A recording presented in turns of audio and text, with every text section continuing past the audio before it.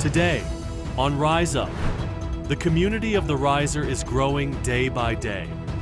Join us as we listen to the heartwarming journeys of our latest members from different parts of the world and hear their testimonies firsthand. This is Rise Up.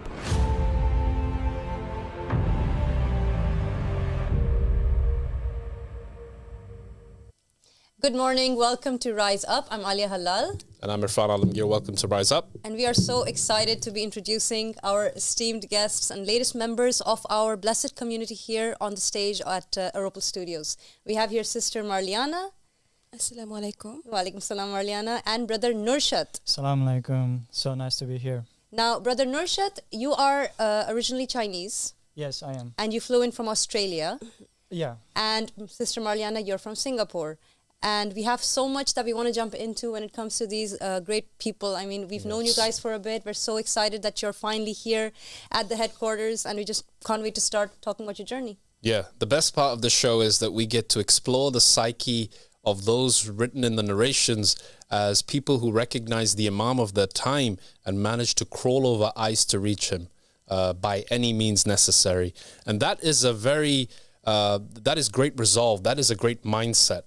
And what we want to do on the show really is to give people an idea of how they can reach that same mindset where they too can pluck up that courage and that faith to be able to make this rather perilous journey, isn't it, to make it to the Imam of the time? Because when you get closer and closer, you get more and more trials that come your way, family, so on and so forth. So yeah, let's get into it. Who wants to go first? Oh, I can go first. Yeah. Brother Nurshad, yes. Yeah, please tell us about the story. My name is Nurshad. People can call me Nur, and I'm from China. And I was from the Xinjiang part of China, which is the vast eastern part of China. Is it a vast system? Yeah, Xinjiang. And then I'm Uyghur people from that. And majority of the Muslim population are located around that area, and also below that is Gansu province, which is also the Muslim majority, but they are Hui people and their ancestors are Iranian people. Yes. Interesting. But our ancestors, we are from Mongolia, we are derived from Mongolia, and we are Turkic people. We speak Turkic languages, for example. We are similar to Uzbek. And then we speak Uzbek language, things like that. Wow. You can understand Azeri a bit as well, right? Azeri, I don't know about that, but yeah, Uzbek, yeah, 100%, yeah. But after that, yeah, I was growing up in that kind of environment, Sunni Islam background, but my family didn't really teach me that much because of the oppression that is taking place in China. So I had to point it out here, and it's really bad. And the oppression of people, they took them into concentration camps, selling organs. Oh my God, I feel so bad for these people. So yeah, and then I grew up that kind of environment, but I didn't know about religion, any types of religion at all. And then because so let's highlight that very quick. So you actually grew up in a Muslim household, but you weren't taught at all about Islam simply because of the persecution of the Muslims in that region. Yes, that's really sad. Wow, that is really sad.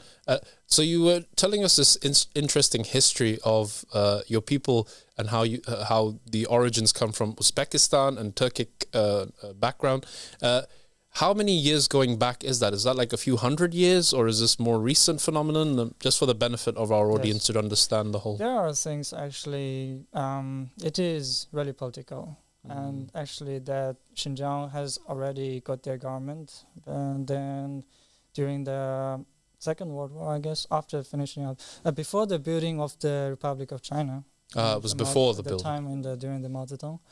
So during that time, they invited the head of that government in exile and invited to Beijing, and then happened some stuff, and after that they took over Xinjiang region. So this is history, the kind of hidden knowledge behind that. Yeah, and it is recent phenomena actually, but before that we had really close connections with China, especially during the Tang Dynasty. But it's just that the way they are dealing with the problem, the way the government dealing with the problem is not the optimal option, because obviously is not appointed by God. Xi Jinping, it's But it's interesting, isn't it, that this whole thing took place just before the clampdown on religions in general, before China adopted this new kind of atheistic mentality. But you were able to, so this move happened before that time, and where they invited people from these different countries to come in and move in. And you, at that time, from the ancestors from your previous generations, they were able to practice Islam? When did this phenomenon happen where people were unable to practice their faith in the land? Yeah, this is actually, it happened during also the building up of the Republic of China. Okay. And after that, they started sending the population, they encouraged them to migrate to the place of Xinjiang and to populate over there. So the population of Han people, they grew largely during that time, a short period of time after the establishment of the Republic of China. So after that, they slowly gained control over that region. But before that, they can practice their religion freely, yes. Yeah, that's extreme level of kind of persecution, isn't it? Yeah, it is. So what would happen if there was like, let's say the call to prayer went out and there was a gathering of a few people to pray, like a communal Friday prayer? Would that be something that's tolerated if it was done in a building that was owned by the community? Here's the thing. All of the things what you see on the internet, that they are going to the mosques. Okay, Hui people, they can practice it freely. Which people, sorry? Hui people. Hui people. Yes, they can practice it semi-freely, but not totally, of course. Because, but Uyghur people, they cannot do that at all. Yeah, as long, and if you saw that phenomena, they are coming out of the masjids, they are the people of garment. So why is there a distinction between the two? Why is it that one party is allowed and the other one isn't? I think it's because of the language, first of all, and also the Gansu region. It's Gansu region. It is a bit unstable, but it's not as unstable as Xinjiang, because Xinjiang is really close to border, and it is really important military point, and a lot of resources. They got this idea of Xiqi Dongshu, which basically means the resources from the west to the east, to the coastal area. So they sell those resources in the coastal area in a very cheap price, but the most expensive price in our region. So you but grew the up, resources are from ours. so you had to grow up in that kind of environment where you're just not told at all about religion. But what did you know then? What was your perception of God and religion? Did you believe in God? What was it like? There was no mention of him in the household. How was it growing up? Well, that's really interesting, because I always knew there is a supremacy of God. There is something that is watching and judging and all the time leading people. And I knew there is a force. So whenever I say, for example, Tiana, and then, or God, oh my God, or Tangrim, something like that, I just knew there is something. And for example, when I swear to my childhood friends, and yeah, I know that there is power. And also I knew the Shahada. But other than that, no, nothing else. Interesting. What was did you face growing up in your childhood, sometimes we have like certain phrases that we use, like we say wallahi, or we say something that may sound alien. We say swear to Allah, by Allah. That's all we say, when I swear. Right. If you were to say that in a public place in China, would that get some attention? Would there be people, did you ever get reported or investigated for practicing? Because we are, at that time, it's not that harsh at that time, during that time. After that, a lot of things taken place. And during that time, we are just child, we are playful, and nobody there is was around no us. mention of religion or anything. Which is cool. Okay. Yeah. Wow. All right. And in terms of your parents and any kind of persecution of immediate family members that you had to face growing up, Actually, or did you see anything like that? Relative. Yeah, I have far relative, and that has been faced persecution, and also my friends and their parents, and a lot of. It's all around. As long as you go to Xinjiang, and they won't going to tell you. They won't be telling you that there is persecution going on. Right. So people are silenced, and there's probably a lot of fear mongering, and that's really sad. It shouldn't be that way. It's really interesting, because one of the believers in the Brother Muhammad, the one of the believers in China, he took a video of that Uyghur people on the street. They are selling stuff. And then he saw them, and they said, Imam Absar al-Islam, he talked about it and talked about this dawah. Do you know Muhammad, peace be upon him? Asked him, And he said, no, we don't know. No, we don't know. Like that. Oh goodness. Yeah, because They're afraid. you can tell from their eyes. Yeah, they're so afraid. So what would happen if somebody were to mention that, or the Prophet Muhammad, or, I mean, we're not talking about propagating the faith or preaching or doing missionary work. We're just talking about amongst the Muslim population there. If they were to answer, yes, we believe there is no God but Allah and Muhammad is his messenger, what kind of things happen? Wow, that's the most extreme thing going to happen. The most extreme version of persecution going to happen. Really? Yeah, and how it went to an extent, actually. It went to an extent where if you download an app, and even at that time, Han people, they use that app as well. They themselves use that app, but as long as Uyghur people use it, they're going to face persecution. They say they are adopted by the brainwashed by the extremist ideas, things like that. Yeah, and then they're going to take them concentration camp, and they would never get out. Wow. Never get out. And another thing is, if you make contact with the person outside China, wow, that's going to be worse even. Yeah. So what do you mean if you make contact with the person outside? So, for example, using VPN. There is a VPN. There's a what's it called? Firewall. yeah, Yeah, firewall. And if you jump through that, then and make contact with the outside China, it means you got exposed to information. You got exposed to freedom. So, my goodness, yeah. pretty serious stuff, huh? Yeah. It is. So it's very interesting to hear about this kind of trying to maintain this monolithic society where everybody thinks and believes and feels the same thing. How did that kind of shape you growing up?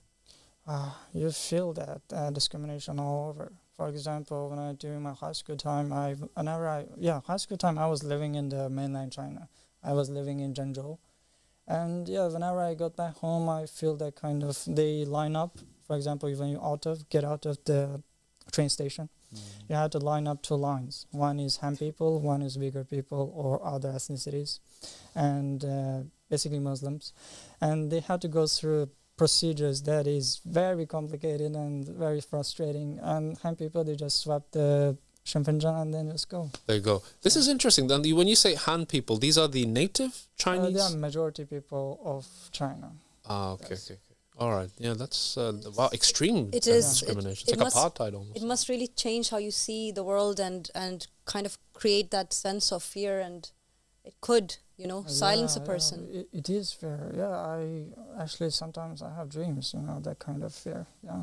Like nightmares. The nightmares, yeah. But somehow you still you still went on trying to look for something. Yeah. That's interesting. Because I always knew there is freedom. It's not just that secular society. It's not just money and work for the government.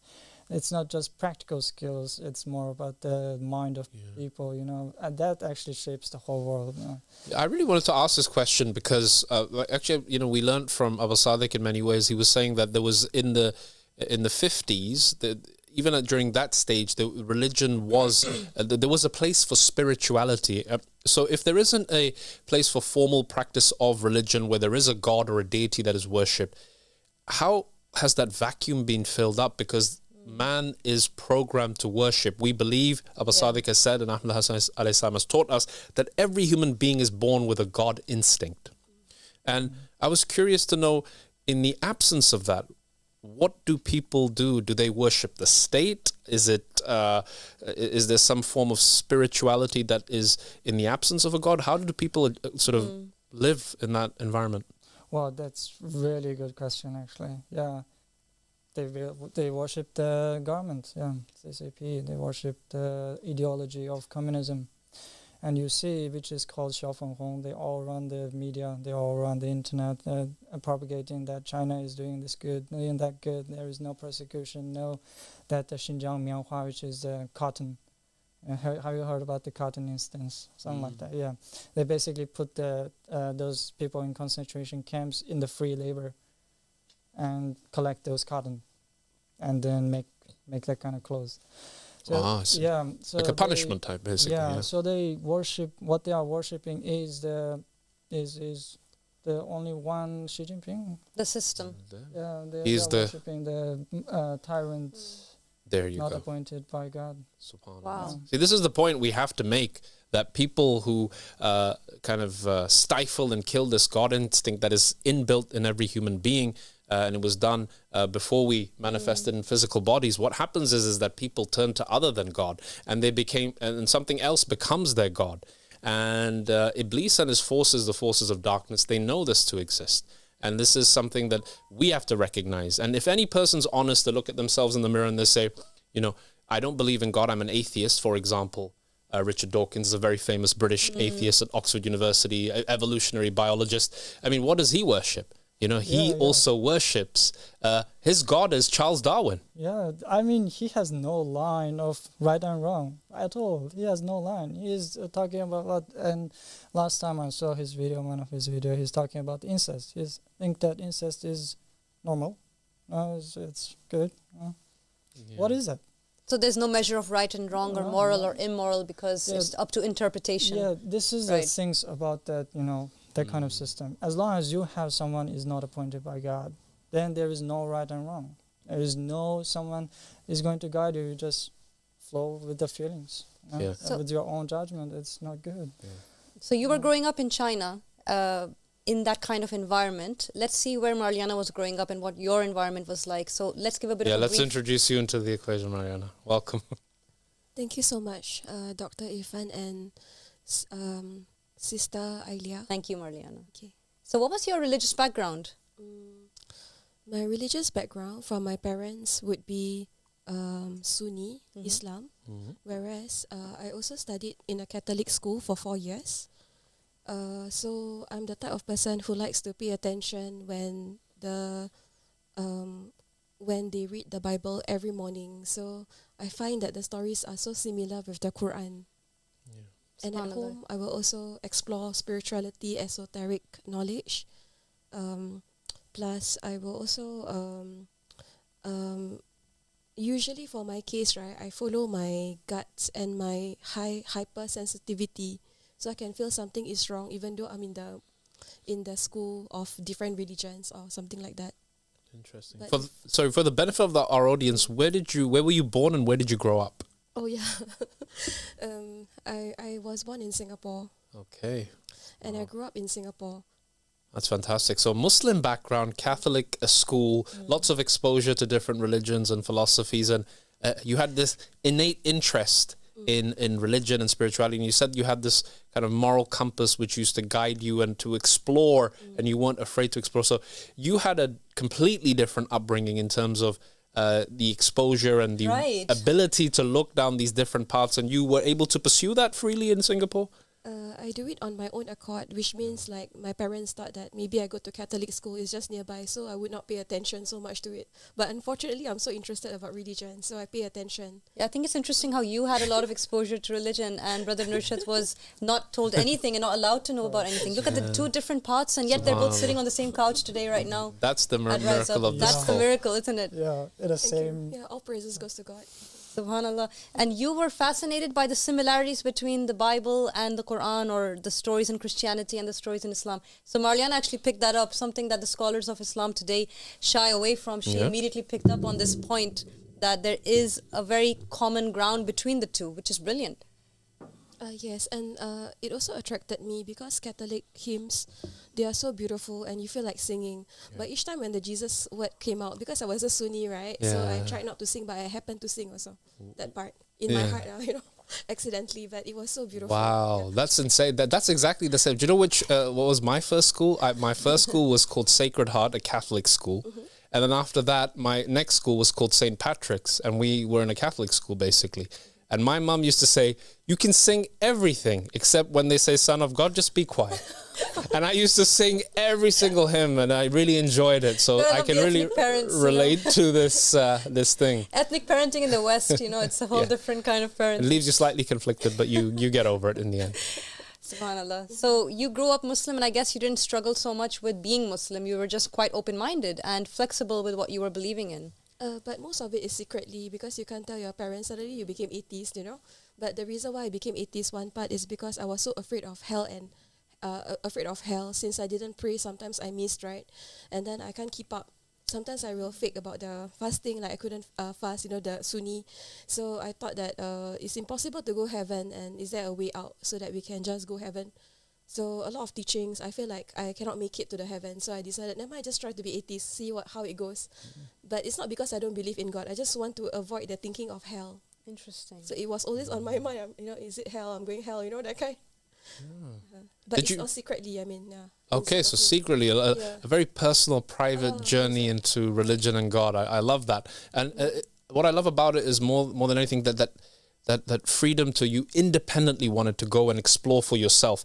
I was curious, is that have to do in any part with exposure, like when you said to the concept of hell? Was it the way that the scholars of the religion were portraying that to you, or how would you what pushed you in the direction to say, okay, I understand religion is beautiful, but I really want to follow my own kind of inner calling?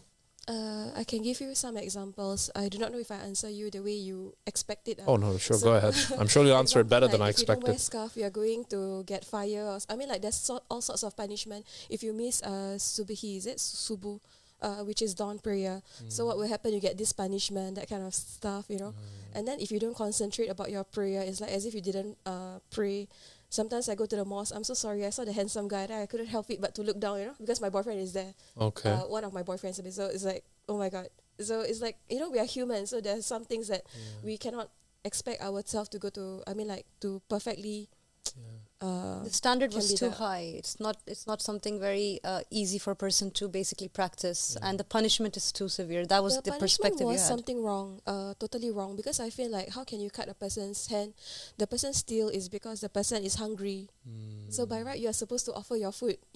That is the common sense. You don't need a religion to understand that. It is common sense. Yeah, that's why. And this thing about this corruption with the problems that we have in society, especially in the West, it's not just in Singapore and in China, it's all over the world. And it's because the people in the immediate family circles and the scholars, they make it so difficult to get married. And there's so many obstacles, and it's like an industry, and now you need this and this. The Holy Prophet Muhammad, peace be upon him and his family, he basically said it is one event where you get people married. There's certain conditions. It's very, very easy. We've seen Aba Al-Sadiq officiate these events, and then there's a meal where everybody's invited in the community, and that's it. But now it's become this never-ending, ceaseless, this event, and the money that it takes, and the amount you have to go to get things done like this. And then that's a perfect example you also gave with the cutting of the hand. For somebody, these conditions are not created by the people. It's created by a government that's not elected by God, and we all suffer its consequences. And then when we do something wrong, they say, cut off his hand, send him to hell. Your prayers are not going to be accepted for 40 days because you look somewhere. Alcohol, sorry. Yes. Yeah. There's a lot of systematic oppression, unfortunately. There is.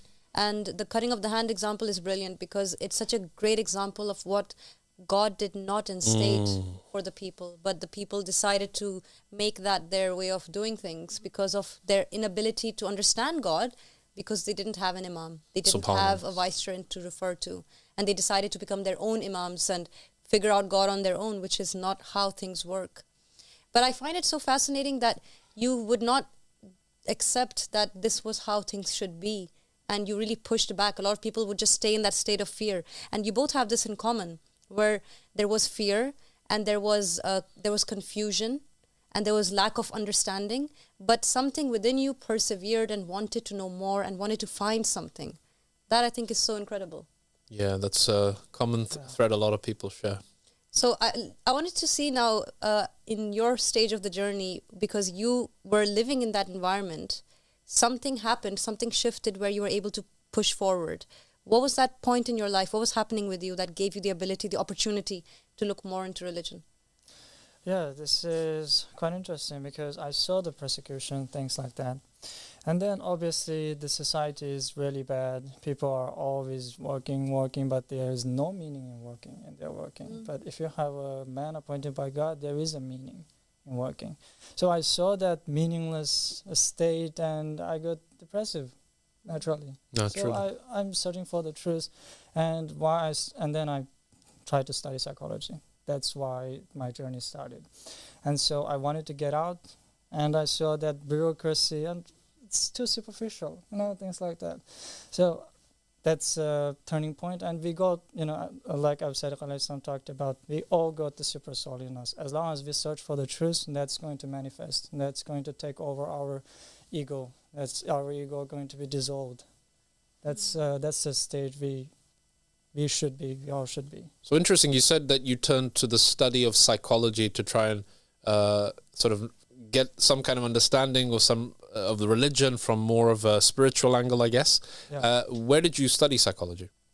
I studied psychology. I went out to Australia in Melbourne, and so I studied in Monash University.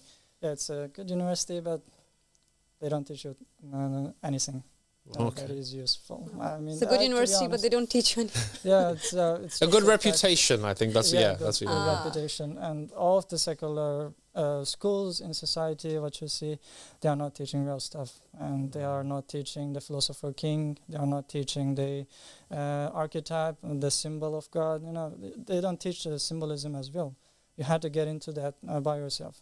And yeah, so contrast that culture shock for us. So that you're in China and then you move to Melbourne, Australia, which is a 180-degree different kind of environment, isn't it? I got exposed to a lot of information. My goodness. Yeah, it's like pumping in. Like, what is there? Like, there is a whole monotheistic religion in front of me. I missed the whole for my 23 years of my life. Yeah, I missed it. There's some big mosques in Melbourne and a big Muslim population there, isn't there? Yeah. How did that feel, like going into that? I actually been into that community. Yeah, it's it is the first stage of mine. But still they are not following the man appointed by God, and so basically they gone astray. The Tao is not there. They're covered by the superficial things, that rituals. The recitation of the Quran, okay, you have to recite it in this way, and if you don't do this, then your prayer is not accepted, things like that. And so the same thing here, right? Like you're feeling the same way Marliana was feeling of, hey, what's the point of this? It's not really meaningful. Yeah, come on, guys. So there is a guy, just follow, and that's a man appointed by God. Enlightened being. Like Buddha said, if we talk about China, Buddha said, follow. The most happiest moment is when the Buddha was born. And here is the Buddha. And where is those, the wearing yellow garments, the people in the wolves in the sheep's clothing, the non-working scholars, the Buddhist version. What they are doing. They are the same type of people. And Buddha said, I'm here, come follow me. And then they said, oh, we are the Buddha. Wow. Yeah. So complete. So far astray. So this is really interesting. So you said you had a complete information lockdown, and then there's freedom of information that floods you, and you are coming from all angles. This information, you go to these. I'm sure in every university they have these big Islamic societies with their events, and it's so, like you said, superficial, and most of it is meaningless. It's led by a sheikh who has no understanding of the ABCs of the religion, but he can recite the Quran in a beautiful voice, and that qualifies him for his position, right? How long did it take? I'm sure you went in with these good expectations that now there's going to be a semblance of freedom as people understand it. You thought, okay, I'm going to be at university, there's going to be a new environment, and I can really flourish and learn psychology. How did that dream crumble? Yeah, exactly. Can you describe that? When I met, when the Mahdi has appeared, the channel appeared on my website. Yeah, I was scrolling the YouTube and I saw that, and when I clicked on it, and it crumbled at that point. Interesting.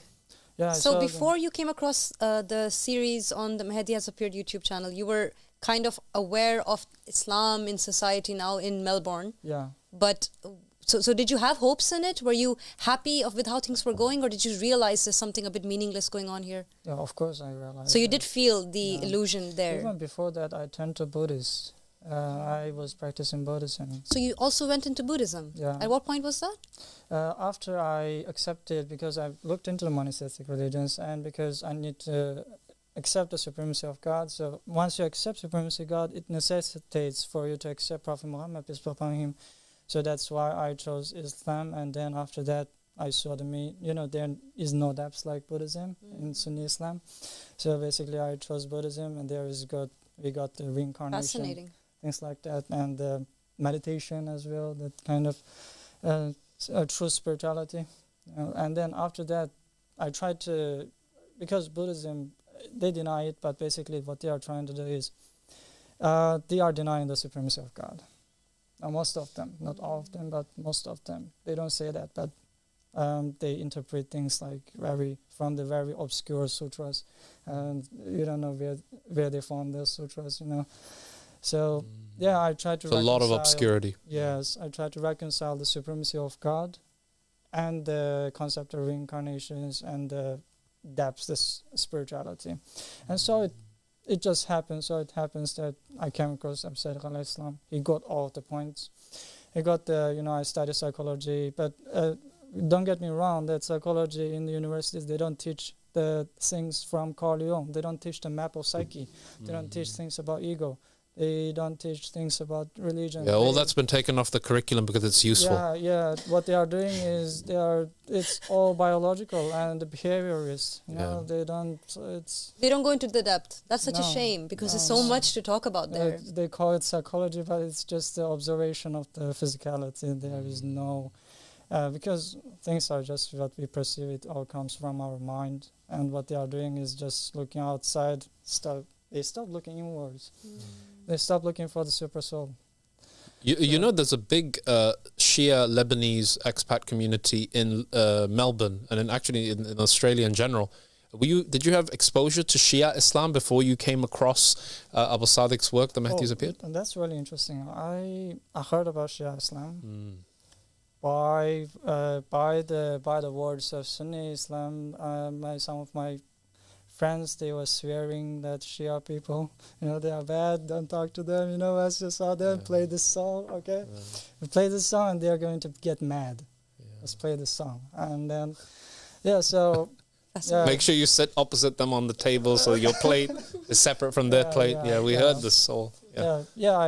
I truly know about Shia, and I know the existence of Shia, and they said, they are swearing at the wife of the Prophet Muhammad, peace be upon him, things like that. They said that Shia is mocking her, things like that. So but I didn't really get into Shia Islam. Okay. Yes. And I just directly accepted this call because it's truth. So you hopscotched it to the truth. I think it's amazing that you went from Sunni Islam to Buddhism. Yeah. Right? That is interesting. And then to Aba Sadiq, because I've never heard of a Muslim becoming a Buddhist. That is a very interesting path. Very unique. Yeah, very unique. And I really like the fact that because there was this absence of the spirituality and the understanding of karmic law and the reincarnation, which is an offshoot of that concept, and then you found it in this religion, you found that peace and tranquility, which really doesn't come from practicing Islam in its modern guise, does it? We therefore look into these Eastern spiritual... And I was doing the same. For me, to read a book by Eckhart Tolle at that time when I was in medical school, it was like, it filled a void. Yeah. When I was sitting there listening to this overweight scholar talking about fasting, to me, it was a complete contradiction. And I was like, how can you talk about fasting when you're like 300 pounds and, you're like on the verge of a heart attack and all of this stuff. And you could tell when somebody doesn't practice what they preach, their words have no value. They don't hit home. That's very true. Right. So you, at this point, you went from Muslim to Buddhist, and then you stumbled across the Mahdi Has Appeared channel, which is always that kind of point in the journey that, where you have to put a pin, because it's that point in the journey for most people when they're sitting here, they tell us, I came across the channel, subhanallah. And you, at that point, Marliana, through your journey where we stopped with you, you were atheistic, actually. You were thinking that perhaps there's no God. What made you start believing in God again? What point in your life was that?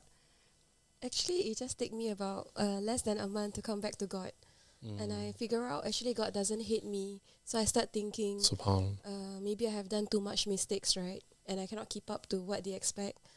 But I found out that actually God loves me and I have mistaken. So I search for God again. But I open up my mind because I don't think the Sunni satisfy me spiritually. I can tell that there is something wrong with it. I've also been to Saudi for pilgrimage and something is wrong again.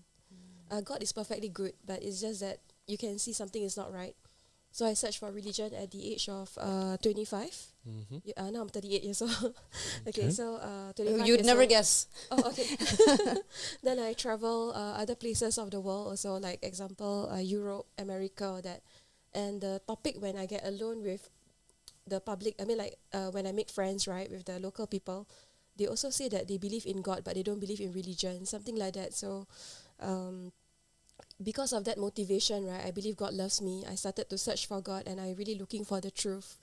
I also come across people who say bad things about Allah. Sorry, there are people who are ex-Muslim, right? So I go into their channel, those rumors about God is a moon, but I don't really agree with what they say. Of course, it makes me like more scared, but still I want to read it. I'm scared, but I want to go through it. And I heard about what the scholars is talking about us. Okay, I mean, like things that is crazy. They use the knife, just to cut. I don't know what religion is that, Muslim also. And then after that, they crawl, like pigs, something like that. So, they're making people do all kinds of crazy stuff. Yeah, and then they go and cut somebody's head or body or something, right? So that the more you love God, something like that. But God doesn't want you to do this kind of things unless you worship the rock. I mean, like not appointed by God, lah. For sure. I mean, God doesn't want people to do those things, and these are. This is kind of the rotted fruit of the non-working scholars. This is what happens, right? When you think through their minds instead of the eyes of the Imam and the one appointed by God. But what makes me follow Aba Al-Sadiq, right, is because when I read through the entire book, which was before we get to this point, because this is the important part, you can't just rush into this too much. We have to take it step by step. Okay. Right. Thanks. So now, that's my job. Right now, so what happened? Like, in this journey where you're seeing people behaving like animals, basically, right? And they are taught to do so by the people who are the teachers of their religion. They're saying, in order to practice and express your love for God and your passion, you must cut yourself, you must roll in the mud, you must do all of these, really insane things. How did that lead to, like, where in this journey how did you come across the works of Aba Al-Sadiq? What made you research? Were you interested in eschatology as a concept, as a teaching? How did that happen? I'm really interested. Yeah. Of course, I got disgusted when I watched that. Sometimes I still watch a few times, like maybe a few days. Then I stopped watching totally because I got totally disgusted. Then I move on to a new thing. Okay. So were you looking into Shia Islam? Actually, I heard about them, but I didn't look into it. Okay. Because I heard bad things like we cannot follow Shia, that kind of story. So exactly. Yeah. So another common I thread. should have found out. Yeah. So the next step was I look up to honest people on YouTube. So example, like there are people, this one is out of the topic, sorry. Like a doctor say all cancers can be cured, but he will be shut down, example. So I look up, and then there are people who say that, Manly P. Hall, he has a book. He has esoteric knowledge, and he said that there's metaphysics, there's spirituality, and then there's also religion. But religion is still the one that can, that is the most, I think that is the one that you should follow. Because it will be empty if you don't have a God. I also became spiritual without thinking that God exists. It doesn't work at all. I tried for 1 month, 2 months, I give up. And I'm still looking for God, right?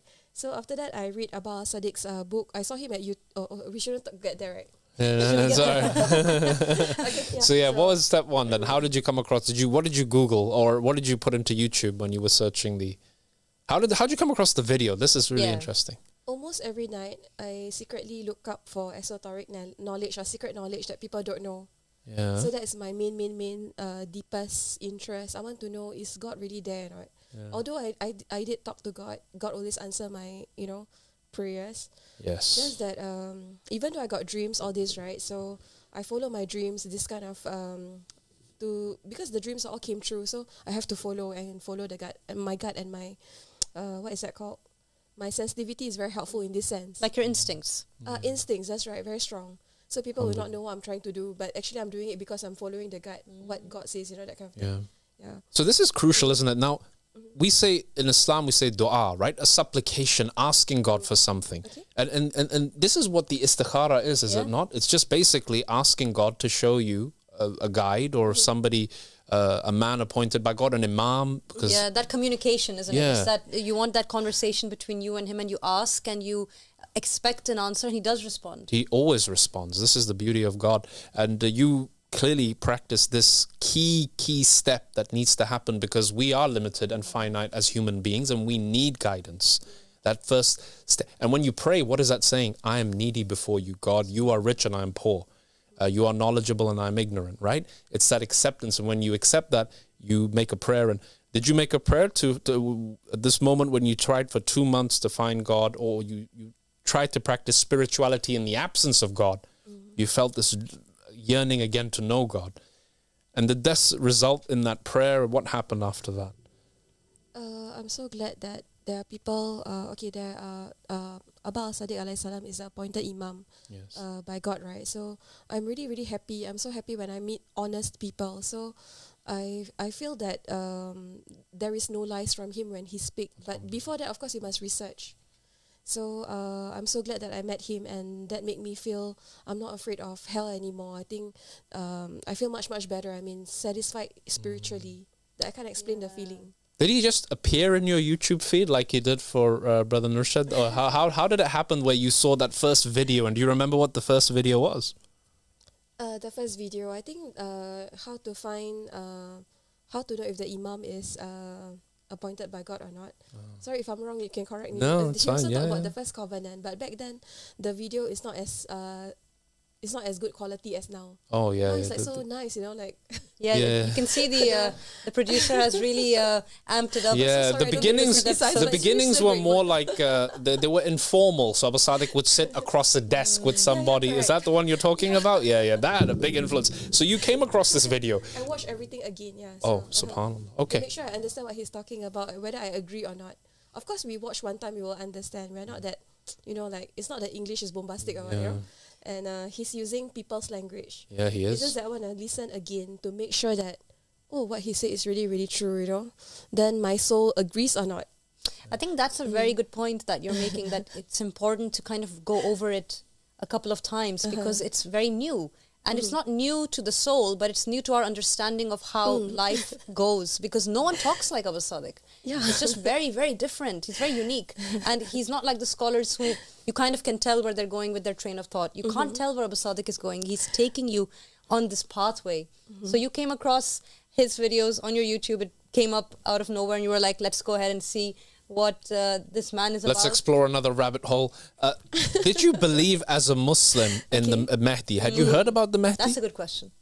Yes, I've been wanting to see him since 11 years old. So you did? Wow. Because I read a story about him that he will make the world peaceful, and then after that he will connect and be the people from all over the world, and he will have justice. Because you know what we are going through in the current life, we saw that there's so many things I can describe to you. People are lying.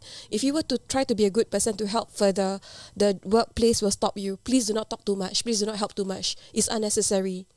Then they will think negative of you. Why are you being too helpful? Wow. So of course you have to cut short, and then the relationship become more horrible in that sense, because you're trying to help the customer or the guest, you know, but you're not allowed to go extra mile. Yeah. The world doesn't let you be a good person sometimes. And also if you go to McDonald's or KFC or Pizza Hut, right, you can see the old people working. They don't want to work. If they were to drop or fall down, they can just break their bones. Can't they think about that? And then they are being paid very little, but they have no choice because... They have no choice. That is very, very sad. I do not know what's going on, you know. It's heartbreaking. It really is. Homeless people will have to hide, because if they were to sleep openly, I'm sure they were being pushed away.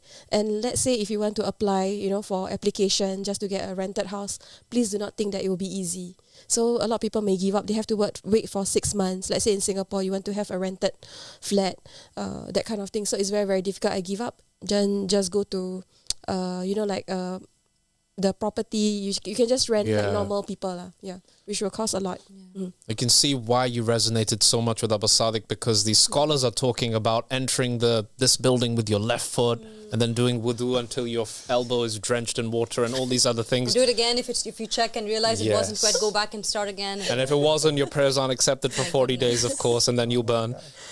So you've got this rhetoric on one side, and on the other side you've got this man appointed by God who is saying that I am a Mahdi and I am mentioned in the will of the Prophet, and I believe that there should be equality and justice and these beautiful concepts that no one talks about on this large stage, on the forefront of their call. And Aba Sadiq is always talking about these humanitarian needs.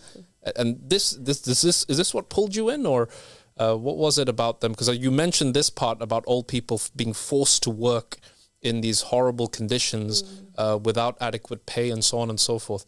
This seems to have been the thing that you kind of connected to in his speech. When you look around, I mean, like, people will also look down on them, but I feel bad. So it's like, I feel like, you know, putting the tray myself. I feel that maybe if you go to Western countries, they're still polite. say thank you, you know. It's at least it will make you feel better, right? But if you see Singapore, right, they won't bother. You're an old lady or old man, who cares, you know? Something like that. So I feel something is totally wrong. And when you were watching the videos, what was it that made you go like, wait a second, this is something that I really need to go into more? I really, really have to join Pledge Allegiance. Is because he said he's the Imam of the time in the wheel. So I didn't know about the Thursday story. Yeah. Maybe I heard about it, but I didn't understand. So I really pay attention. Oh yeah, why shouldn't we follow the wheel, right? You know, because if you were to study this book on your own, you will get lost. Any books. You also need a teacher. Don't tell me you're going to study, but what kind of teacher? Is the teacher experienced, or is the teacher a true teacher? You know, is the person honest or not? So the idea of the will being written by Prophet Muhammad, peace be upon him, and his family, this was something that made you go, wow, so there is an imam mentioned in a will and we're meant to follow him. It's pretty basic, like, understanding, but we don't have it. No one talks about it. And Abu Sadiq was the only one doing that. So that drew you in and made you feel like this has to be the truth. Yes, and my dreams came true also, because when I was 10 years old, I enjoy reading about books of 25 prophets. So the story really, really touched me, and I'm so glad that this will also like make me very, very interested in whatever Aba Al-Sadiq is talking further and further, because I really have the interest. Of course, my friends my classmates, you know, at that point of time, usually they like to read horror books, so they think I'm quite strange reading about prophets at 10 years old. But it was my favorite book actually, so I just borrow from the library and keep reading. That's beautiful. I think and now the real life is here. I mean, your dream did come true, huh? Yeah. It's a dream. Don't you want to be with those people who are always with the angels, who are always have the spirit of the prophets? You know, it will be so amazing. And also the Imam of the time, appointed by God. This is like, I really feel very, very speechless. Although I don't show you reaction of crying or what. I wish I could cry, you know, to show you, but we you can really feel my soul, yeah. We feel your Let it out. passion. Let But I also cannot fake a crocodile tears, right? No, so we it's don't, really from the bottom of my soul. Yeah, just be authentic, be yourself. But you what can we feel, love. okay. That's what we love about you, Marliana. You're very authentic, Alhamdulillah. and that's what a true believer should be. Okay. So that was how you stumbled across God and creation, the Imam of the time. And Brother Nurshad, you mentioned that you also it came up, it popped up for you, right? Yes. What happened there? Like you saw a man sitting there wearing this black beanie, talking about religion. Yeah. And what drew you in? What made you say, okay, let's click on this and go into this further? Because I heard about the Mahdi actually. So you did know about the Mahdi? Yeah, I heard about the Mahdi, and then he said, because Sunni Islam talking about that. This is the end indeed. times. It's the end times, and Mahdi is going to come, and so I was looking for that as well. So when it appeared, the Mahdi has appeared, I was curious, and then I clicked on it. It was about the reincarnation, and in it, it talked about Jesus Christ, Islam, things like that, and I just, wow, there is a spirituality behind this video. You know, there is that. For example, I talked about solitude of, for example, Jesus peace be upon him. There is probably an incident he went out to fasting or like things like meditation. Yes, he did. Yeah. And then after that, reincarnation, the concepts, and since then I couldn't stop watching it. I just watched it all over. At night, at days, I don't, because at the time I was during my study break. So I just watching it. I watched it all and then I couldn't stop. It's just too much knowledge I was craving all my life. Had you heard of the term Mahdi growing up in China, or did you discover it when you moved to Australia? I discovered it when I moved to Australia. Oh wow! So yeah, even the concept wasn't talked about. Yeah, that's the level of control and fear mongering that happens, I guess. So yeah, you in Australia as a 20-something-year-old, whatever the university starting age is there, and you then explored this idea of the Mahdi, and this was before you were exposed to the works of Aba Al-Sadiq, correct? Mm-hmm. Oh, so it built that foundation for you, and you were following mainly the Sunni narrative of the Mahdi. Yeah, exactly. Interesting. Okay, the return of Jesus and how the Mahdi and Jesus will be together, and Jesus will pray behind the Mahdi. You heard about all these narrations? No, I haven't heard about those, but I only heard about there is a Mahdi. There's a savior coming up soon. Yeah, there is a savior. Fair enough. Well, that's the groundwork done. Yeah, and that's good enough. That's it. The rest of it probably would have been misinformation. And then the second coming of Jesus Christ, peace be upon him. Yeah. Amazing. Yeah. That's I heard And you know, Nurshad, when we were talking earlier, you mentioned something I found very, very interesting, which was someone studying psychology and interested in that field. You were viewing the works of Aba Sadiq from those eyes. Can you go into that for the viewers as well? how it is that you saw and perceived his teachings and how it resonated with what you already knew about. Because I thought that was so interesting. For example, people don't believe and they call this superstitious or things like that. They portray it as biological. Okay, your neurons fired up, so you feel this certain ways. But it's not the case. For example, you see something that is surprise. Well, in a life, the two irrelevant events come together and it happens, and then you feel like, wow, this is a surprise, which is called a synchronicity. Carl Jung mentioned that synchronicity is something that is that is very surprising to you. And then, but they don't teach you in universities. They deny it. They say it's just the neurons firing up. It's like just saying that the light bulb lightens up. It's called enlightenment. It's like a coincidence. They say it's coincidence. But it's not actually. Synchronicity, and also I heard one of your in this channel you talked about the Dr. Frankl. Right? Viktor Frankl. Yeah, we did. Man's Search for Meaning. Very great book. Psychology guy. He was, and he actually, one of the things that made him survive, according to him, and this is the whole message of the book, is that he says, if you are in this situation in the concentration camps and you're seeing family members dying around him, and everyone in his particular cell died except him, he said what kept him going was this faith that he had something valuable to contribute to humanity, which he would give as a present if he survived. And he held on to this, and he believes that a higher power got him through. And he was able to then deliver this teaching, which was very beneficial for the world. But they don't teach that at psychology school as well, do they? No. They don't teach anything. And also about the meaning, Dr. Frankl mentioned the synchronicities. Yes, he did. So it's like, all those concepts, you have to learn it from the outside sources instead of in the universities. You are just wasting your time. SubhanAllah. Looking around this illusion. It's like 5 years, you come out with a debt, nothing worth knowing. And then they give you a job that you hate, right? It's a broken system in so many ways. It needs an overhaul, needs a reset, right? It is. And even psychology, even the philosophy as well. They don't teach you the philosophy king, the concept of Aristotle, things like that. They don't want you to know the truth. They don't want you to know that people always chose the tyrannical kings instead of Jesus Christ. People want him instead of the imams appointed by God. They always tend to chose that, like Abu Sadiq alayhi salam mentioned, the person has the most tyrannical soul in them. So, they pour into you these ideas that are toxic, that fester and actually eat that part of your soul that is connected to God. This is what university will do, because same thing. I wanted to become a psychiatrist. Why? Because of the works of Carl Gustav Jung, which I'd read at medical school independently. And then you get there and you're like, well, this has nothing to do with him. They're just people lying on the floor and being injected with medicines and then being held by 12 people, held down. And then we put these depot injections that stay in their system for 3 months and then they go through the same thing again. No patient leaves cured. Not a single one. In psychiatry, and when I saw the reality for what it was, I was like, well, this has no relationship to anything that I had romanticized in my own head. And then it became very, very clear that the system is broken, right? And it seems you went through something very similar in that way. And I didn't know that actually until I came across the Mahdi. I didn't know that. So I was wasting my time and living in this illusion, not knowing anything.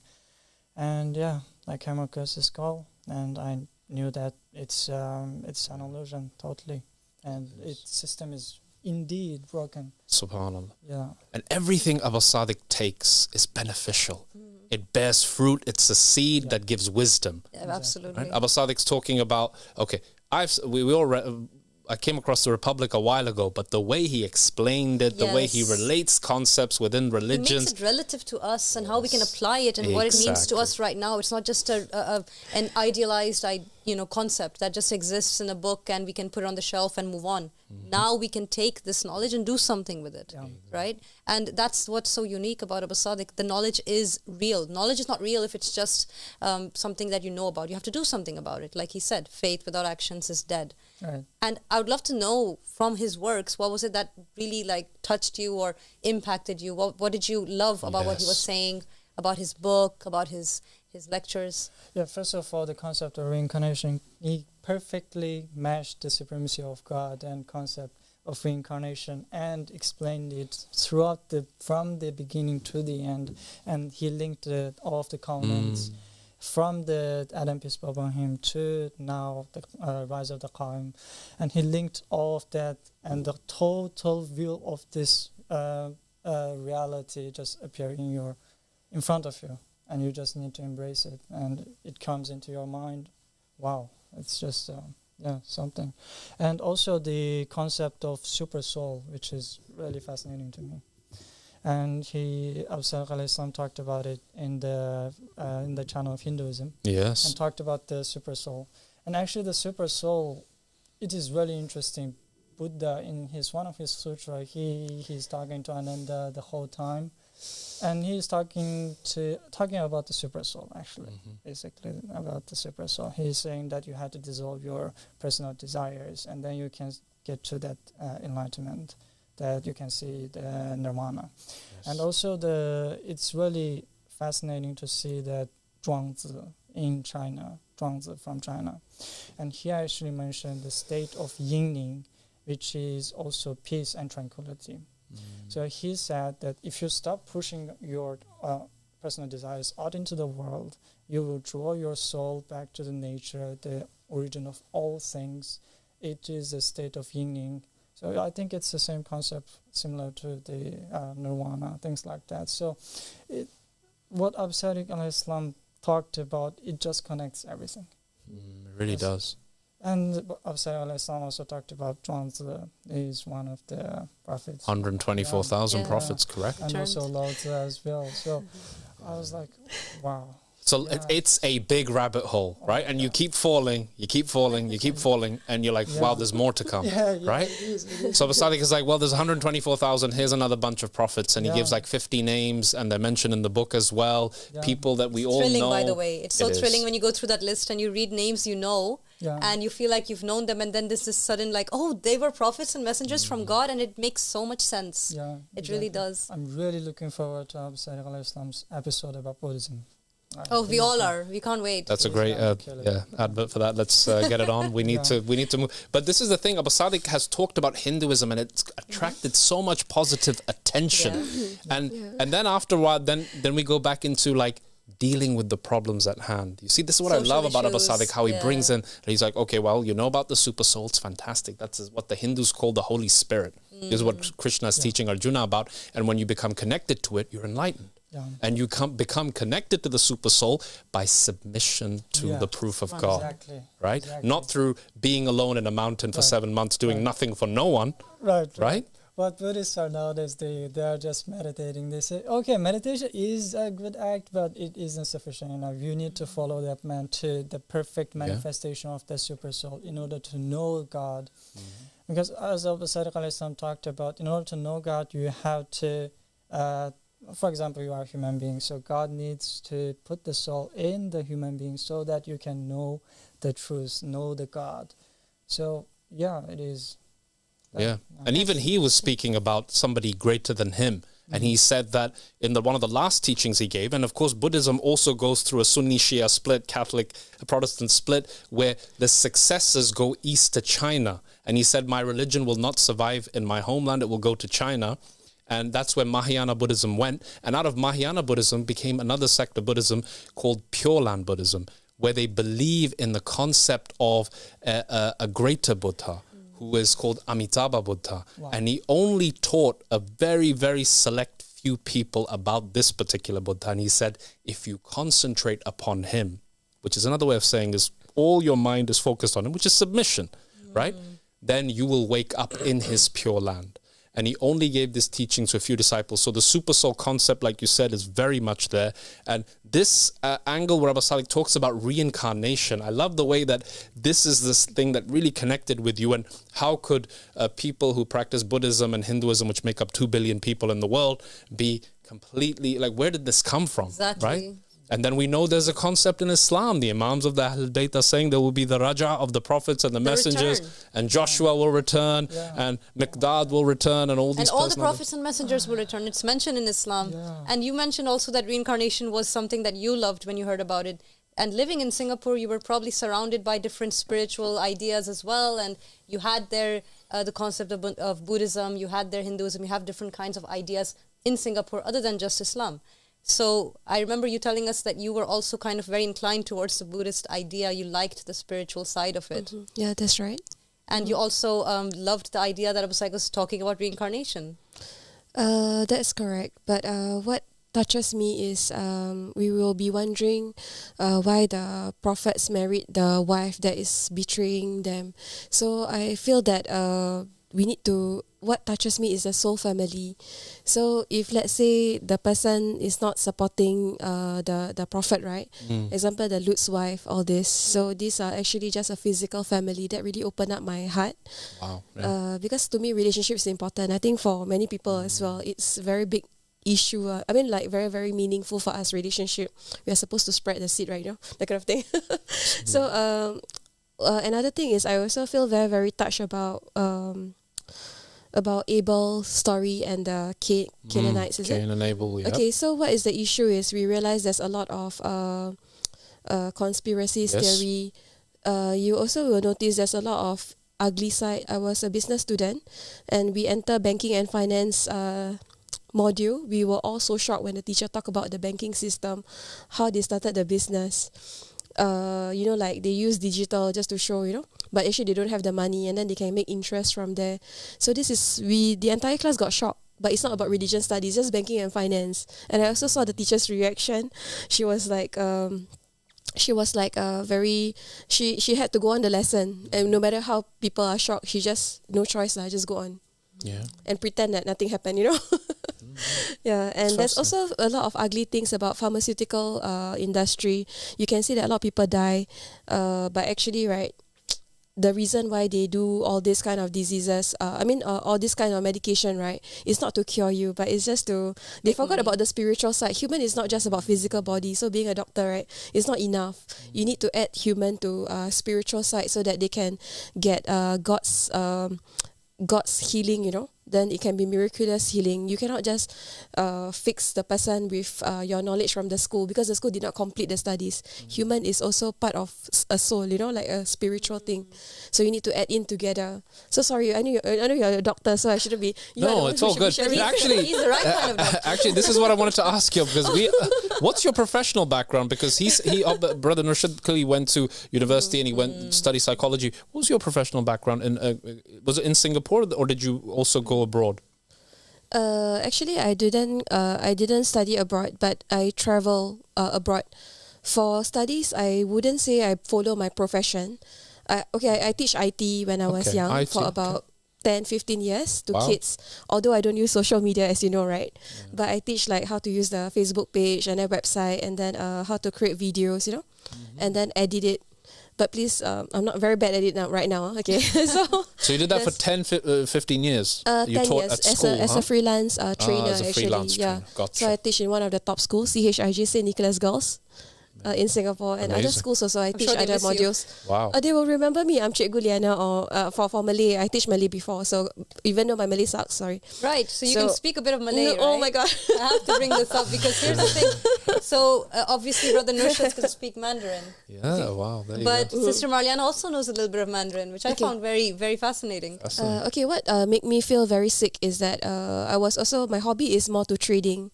I understood about this the stock market also. Example, right? If you want the stock price to go up, you could like sabotage. You know, if the country got war, then you will realize that the price suddenly go up. So there's some manipulation going on. I mean, I shouldn't be going on, but it's so disgusting that it makes you motivated to find out the truth. I don't think people will go to the truth because it's too exhausting, but because you already get sick and tired of the tyrants, right? Then of the leaders of the tyrants, then you realize that we have to fight for our freedom. We have to, and people who are actually may want to change, right? You know, maybe they realize they also. I realize I'm bad myself, so that's why I realized to change and just follow the imam appointed by God as a king. Yes. So we need him because of that motivation. I got too sick of them. That I would rather die, you know. And by the way, that soul family insight is so crucial, and people need to understand it, because like you gave the examples of Prophet Lot and his wife, who wasn't clearly from his soul family and therefore betrayed him. Then the Cain and Abel story, we all know the truth and reality behind that story. We are, this is the soul family, right? Yes. From China, from Singapore, from Pakistan, from God knows where. And you know, we are one family. Under the surface of this flesh, this apparent, there is an inner. And that inner is connected. And I think we feel it too. Yes, and we really do feel it. Like there are people here who I feel like I've known for hundreds of years, maybe longer. Exactly. But my own family are so alien to me now. They've become like that because of just their way of thinking and feeling and just where their attention is directed, right? And this is beautiful that this is some of the main concepts. And actually, for a long time, when we used to go and meet Aba Sadiq, he had his book open on that chapter of the soul family. Yes, I remember that. Right? So he had wanted the to really... the wise in his office, and if you remember, there's a chapter on the soul family, and that's where he had it open. So whoever would walk in, that's what they would see, which actually is a great segue into the next question that I had about the goal of the wise. I'm so sorry to spoil it. Oh, why? Not at all. It's good. I like this cheerful spirit. I think we're going to get along well. Yeah. Love Marliana so much. It's amazing. We've always loved her. Ever since you reached out to us, actually, in the very beginning, and it was about the goal of the wise. If you remember, you sent us an email about that book. That was quite a while ago. That was a couple of years ago, I think, roughly. And you were talking about the fact that you read the book and you were so amazed by it. You were saying, please give my thanks to Aba Sadiq for writing everything down. Can you talk about the goal of the wise and how it changed your life? What was it like for you to read this amazing book? It's right there, actually. Actually, I already answered the question just now. Yeah. Well, what would you expect me to say? Yeah.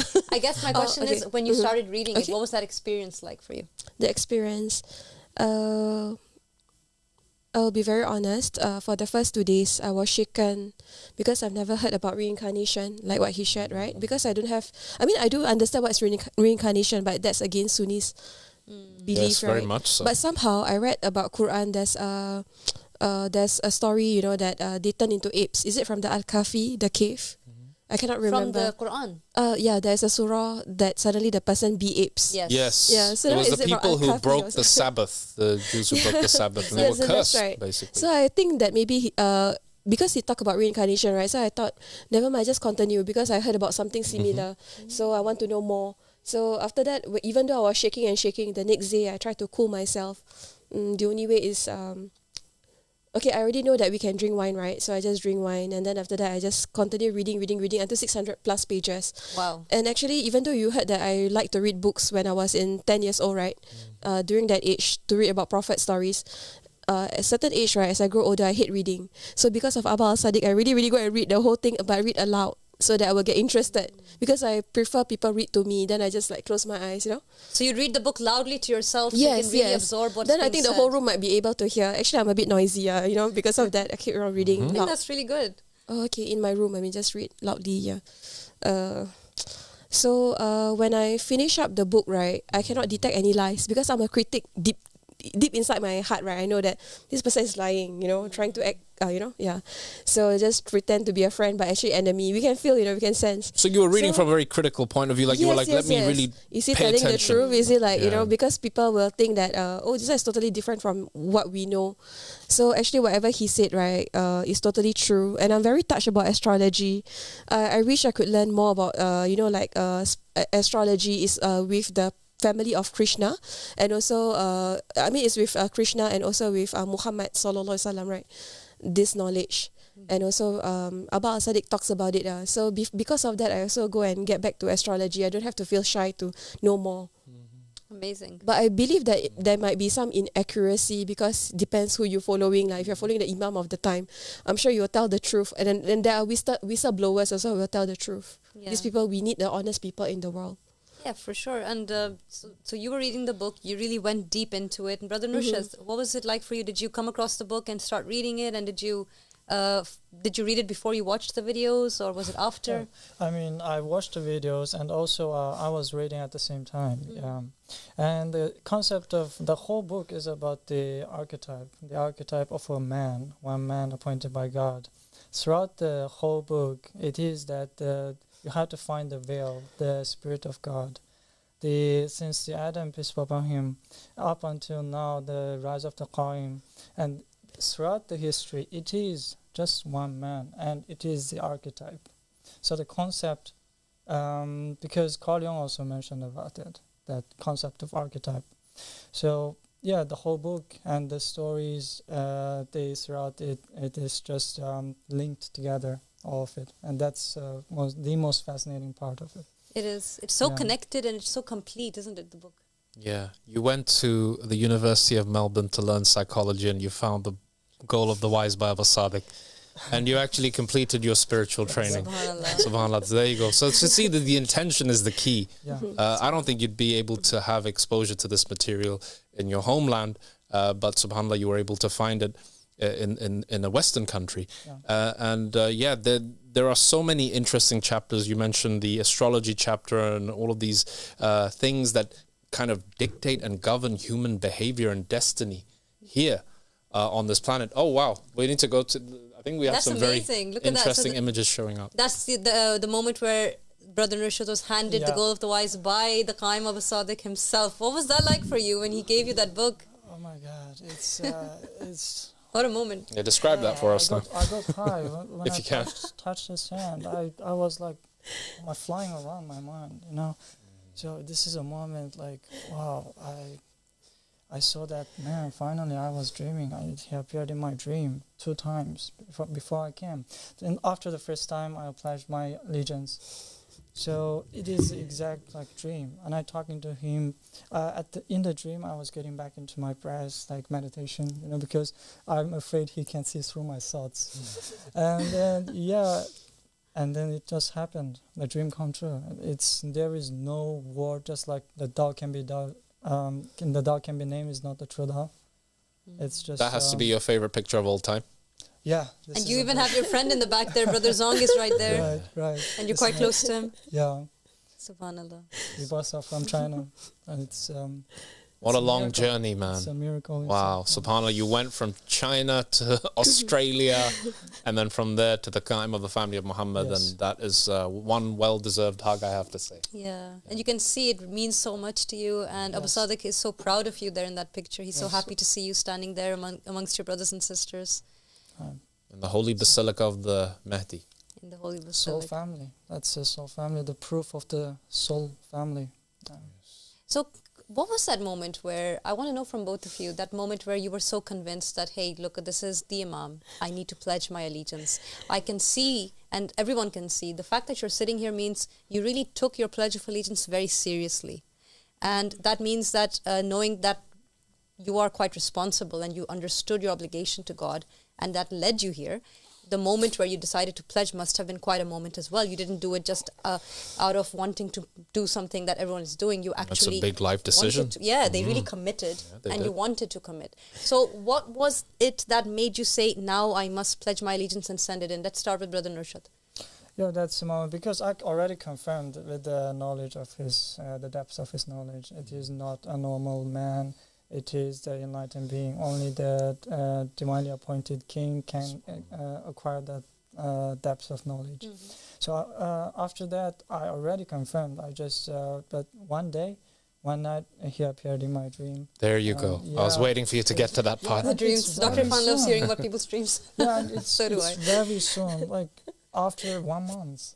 Yeah, after 1 month, I came across the Dawah and he appeared in my dream. It never in my life somebody, I just, in 1 month, you know, he appeared. And then after that, I just woke up. At that time, I just I clicked on the website and said, okay, my name is this is my information, and then I'm going to pledge my allegiance. That's when we received your allegiance. Yeah. So could we ask if you don't mind sharing the dream with us, or is it a personal dream?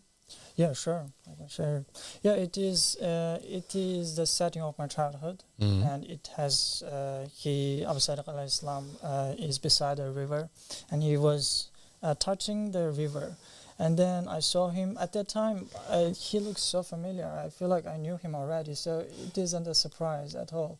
And then he stood up, and then he looked at me, and I asked so many questions. And I remember one of the questions is about Buddha, and he answered the questions. And after that, after I woke up, I didn't quite remember what he said. But after he answered the questions in my dream, I said, "You are really a man appointed by God." Yes. Do you remember the question? So the question and answer you've forgotten. Yeah, I forgot. Oh man. But it was about Buddhism or the Yeah, Buddha. That's yeah. fascinating. Oh, it's such a shame. Yeah. Well, Yeah. I'm sure he'll remind you now. Now Yes. that you've See, that's reached- the beauty of Aba Sadiq. If you have seen Aba Sadiq in a dream, it's like you've met him in real life. This is the beauty of the Ahl Bayt. And Aba Sadiq will know exactly the question you asked Yeah. and the answer to it that was given. Wow, that's And so true. When he reminds you, it really is a shocking experience. Yes. Because you're like, subhanAllah, it's just that confirmation. And I think this is something that, inshallah, will happen very soon with you. Yes. And That's you said actually you happened to many people here, right? Where Yes. they'll say, I can't remember what happened there. And then Yes. he'll say, was it such and such? Or he'll complete their dream for them. And they'll be Yes, yes. shocked. It's happened even to myself. And I'd be like, you were there, you know. He said, of course, if you see me, you actually saw me. So it is this incredible thing. Yeah. that will blow your socks off when that happens, and I look forward to that day because Watching it happen. one day when you come to the basilica without any socks, we'll know what happened. We'll know. You said that you had a second dream, right? second What was the dream. second? Can you share that with us? Can I finish the first? Oh, one? sorry, Oh, please. yeah. There's Let's go more, ahead. please. Yeah, We thought you that's were finished. Yeah, no. And then after that, he led me into my childhood home, the home where I was growing up. And one woman just came in, and he said he wanted to take a nap in our home, and he wanted to sleep. She wanted to sleep, and then but I didn't notice. I was speaking quite loud, and then that woman almost woke up. Mhm. And Aba Sadiq alayhi salam did this. Just try to be quiet a bit, And then after that, he took a blanket, covered that woman. I was like, what? Like, that behavior is so elegant. And it's just such a nice person. It is a reflection of a godly being. Yes. So after Great that, I woke compassion. up. Yeah, compassion. Yeah, very, very compassionate. Then what happened? After that, I just woke up.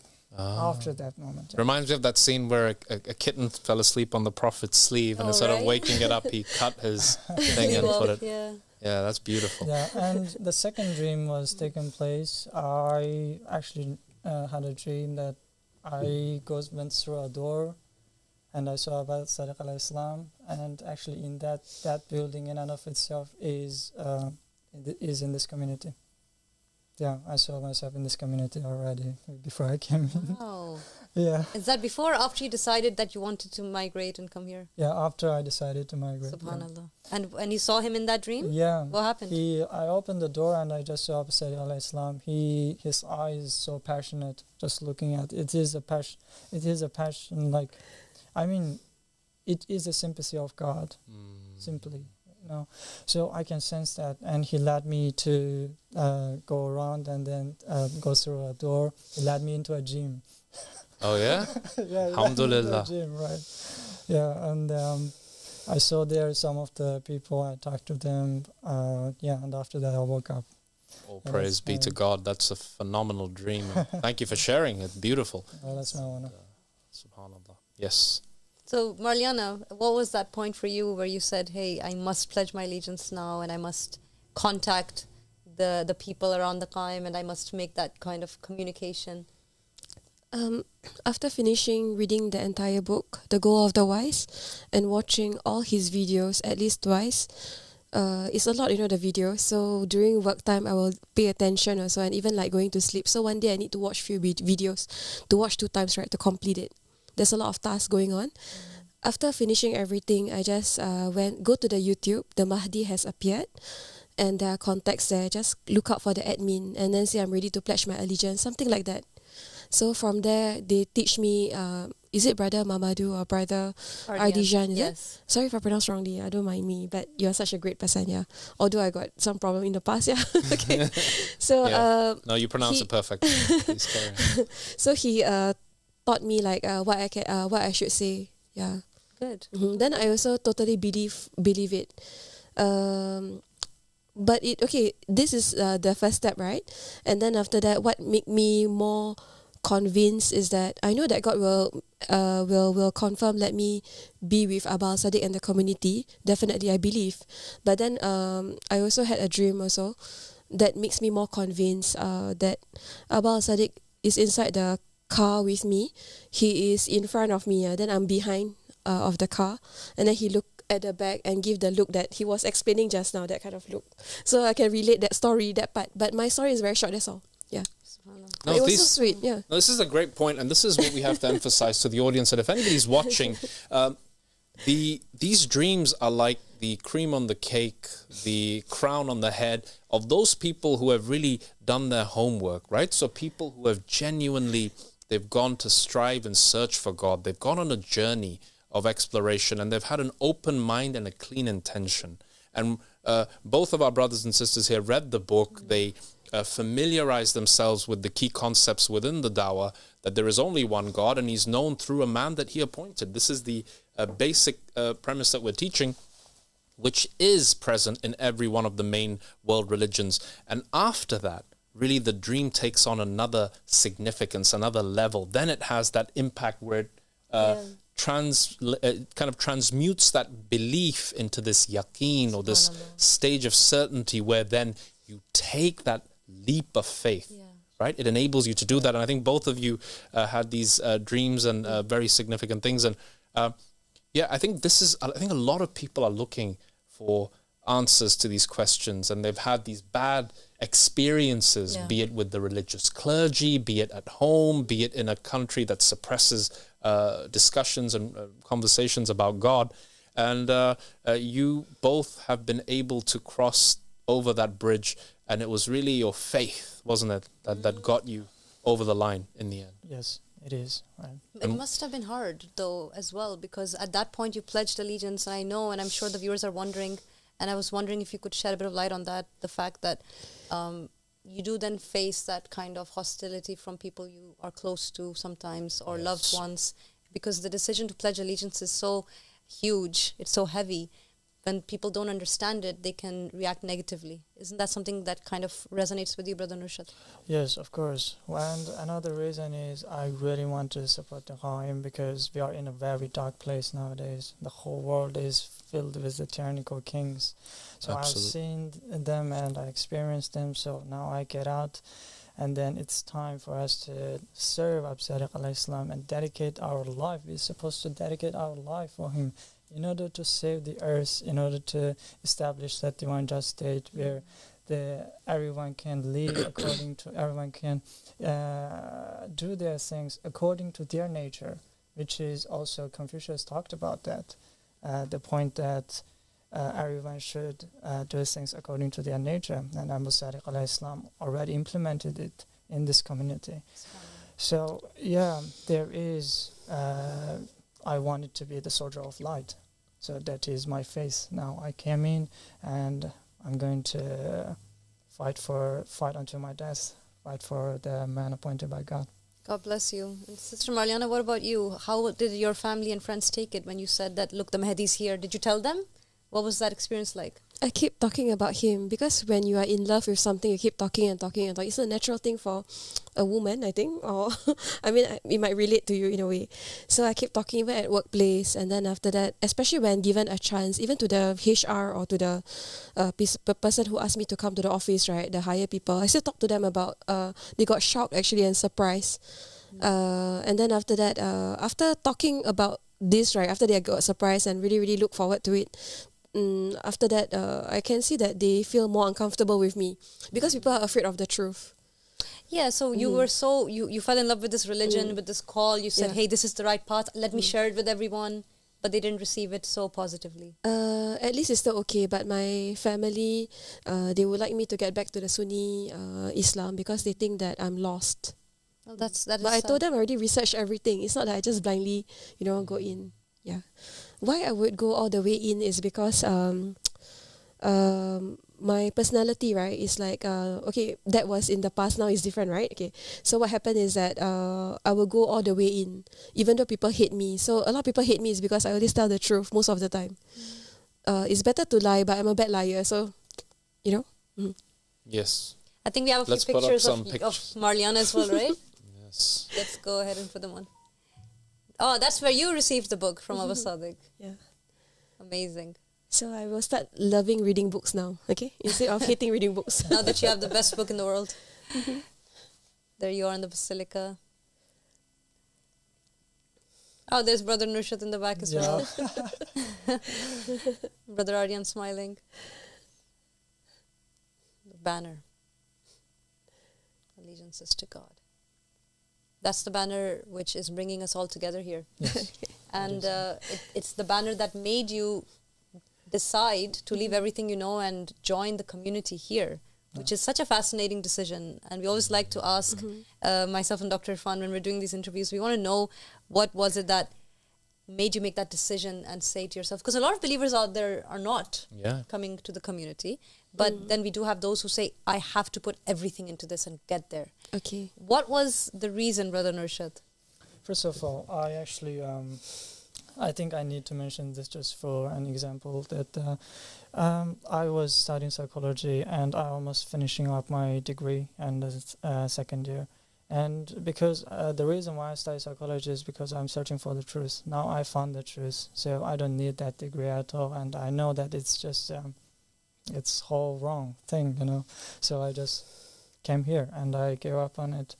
And another thing is because Abu Sadiq al-Islam and his teachings really bring people together, and only he, the man appointed by God, can give peace to the world and let everybody with the different races, and they can live together and work together and also express that diversity, and also that their nature and they're good at certain things, they're good at certain things, and then they can come together and live together, because that is what is taking place in my country as well.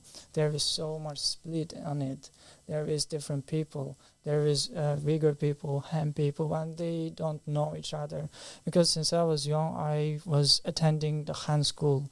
So most of my friends, we grew up together. The Han people, they are the nicest people. So, but majority of the Uyghur people, they don't know about this fact. They don't know about that culture. So what I want to say is that we can live peacefully, and we should understand that.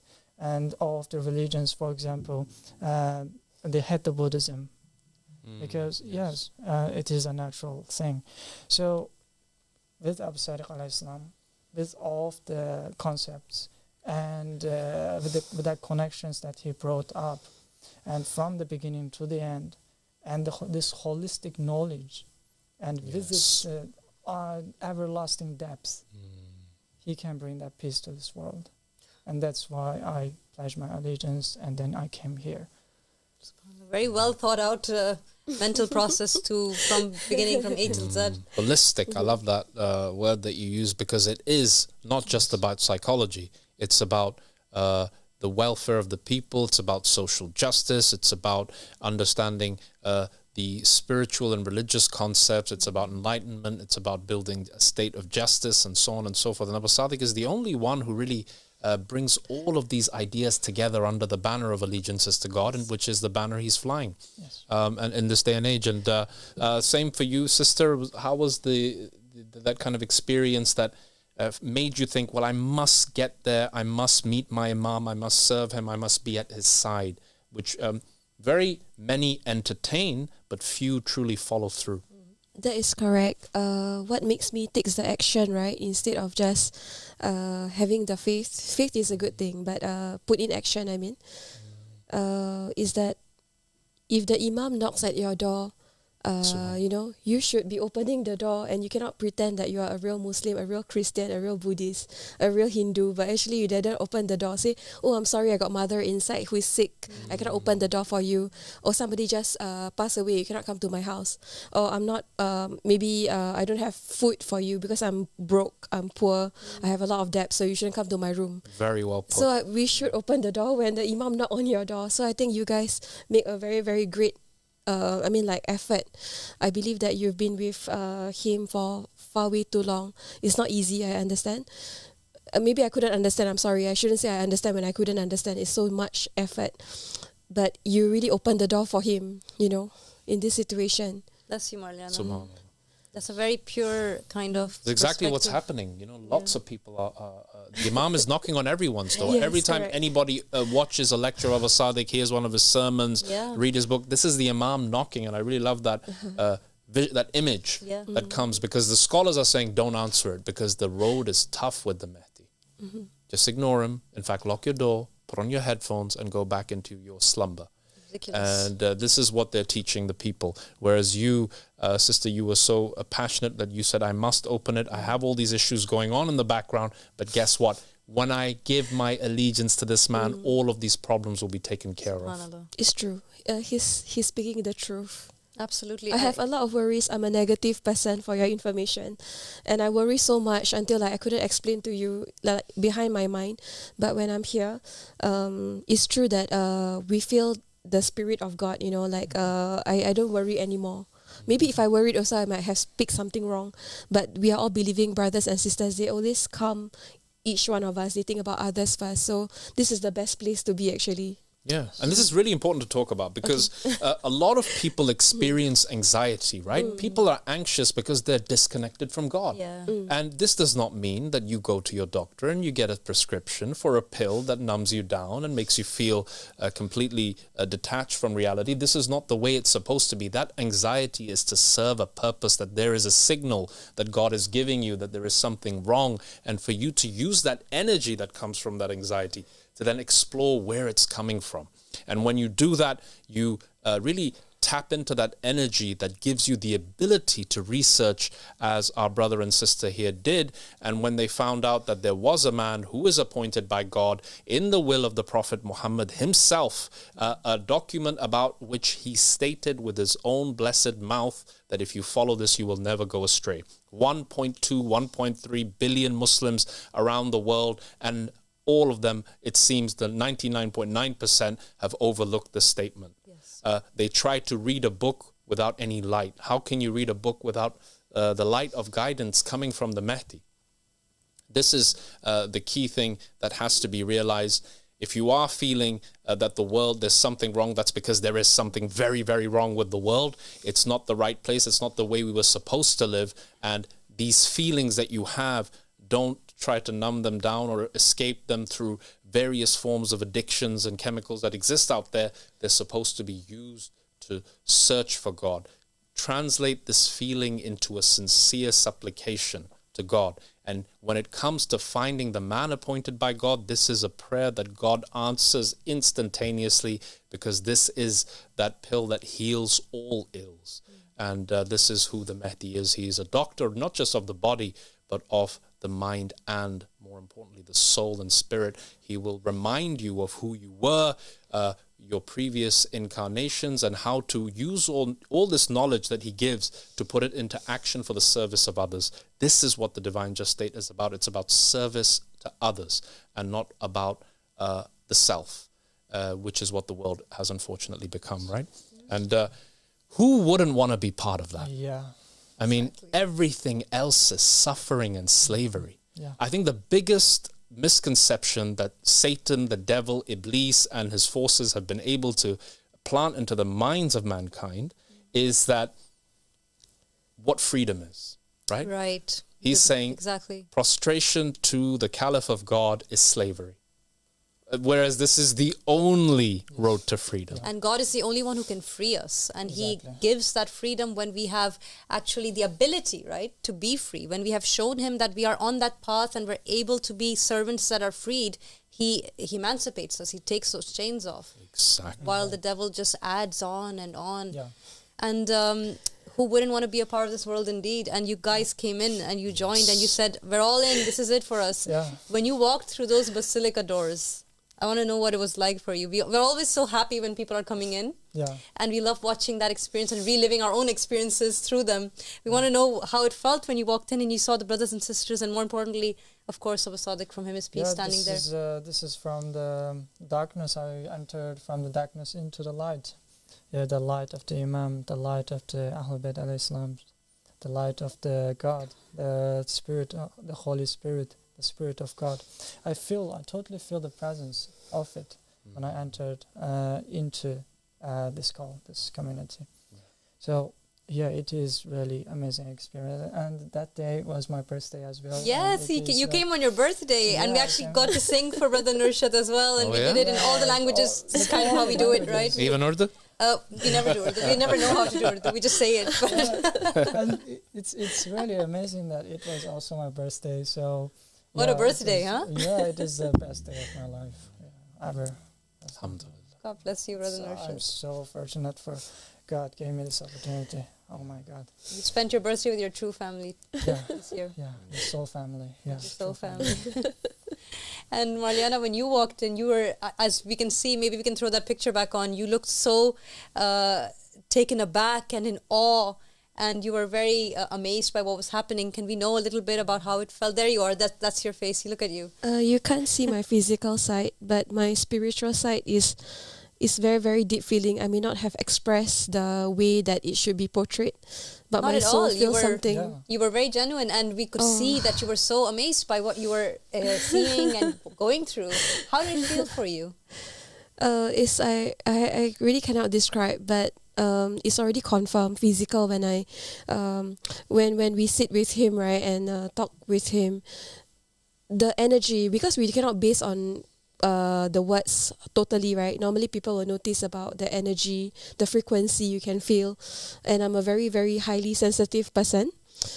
He is really the Imam appointed by God for the time, for the current time. Yes. And I totally confirm it. I already confirmed before I see him physically, right? So now physically also I already confirmed that he is the one. Yeah. Alhamdulillah.